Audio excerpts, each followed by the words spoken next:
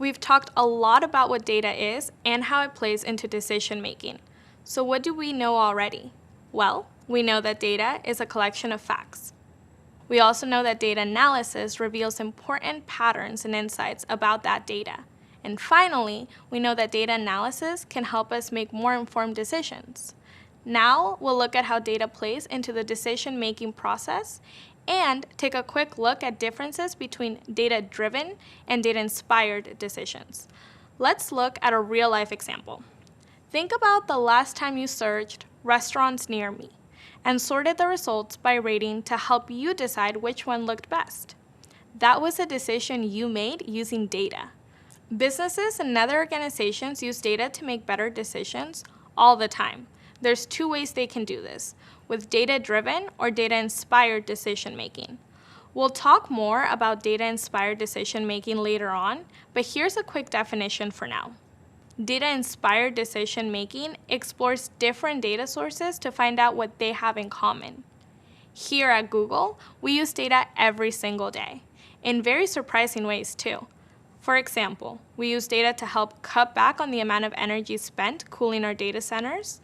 After analyzing years of data collected with artificial intelligence, we were able to make decisions that help reduce the energy we use to cool our data centers by over 40%. Google's people operation team also uses data to improve how we hire new Googlers and how we get them started on the right foot.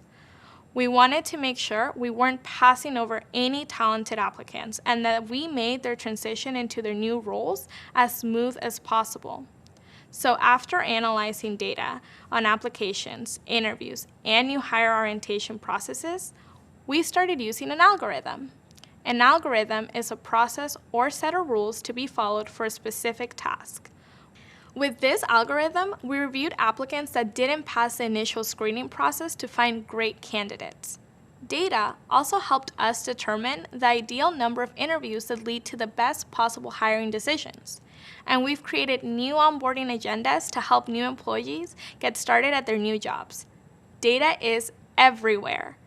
Today, we create so much data that scientists estimate 90% of the world's data has been created in just the last few years. Think of the potential here. The more data we have, the bigger the problems we can solve, and the more powerful our solutions can be. But responsibly gathering data is only part of the process. We also have to turn data into knowledge that helps us make better solutions. I'm going to let fellow Googler Ed talk more about that. Just having tons of data isn't enough.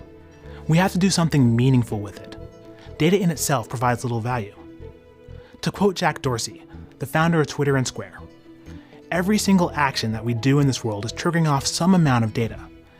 And most of that data is meaningless until someone adds some interpretation of it, or someone adds a narrative around it. Data is straightforward. Facts collected together, values that describe something. Individual data points become more useful when they're collected and structured, but they're still somewhat meaningless by themselves. We need to interpret data to turn it into information. Look at Michael Phelps' time in a 200-meter individual medley swimming race. 1 minute, 54 seconds. Doesn't tell us much. When we compare it to his competitors' times in the race, however, we can see that Michael came in first place and won the gold medal. Our analysis took data, in this case a list of Michael's races and times, and turned it into information by comparing it with other data. Context is important. We needed to know that this race was an Olympic final and not some other random race, to determine that this was a gold medal finish. But this still isn't knowledge. When we consume information, understand it, and apply it, that's when data is most useful. In other words, Michael Phelps is a fast swimmer. It's pretty cool how we can turn data into knowledge that helps us in all kinds of ways, whether it's finding the perfect restaurant or making environmentally friendly changes. But keep in mind, there are limitations to data analytics. Sometimes we don't have access to all of the data we need, or data is measured differently across programs, which can make it difficult to find concrete examples. We'll cover these more in details later on, but it's important to start thinking about them now. Now that you know how data drives decision-making, you know how key your role as a data analyst is to the business. Data is a powerful tool for decision making, and you can help provide businesses with the information they need to solve problems and make new decisions.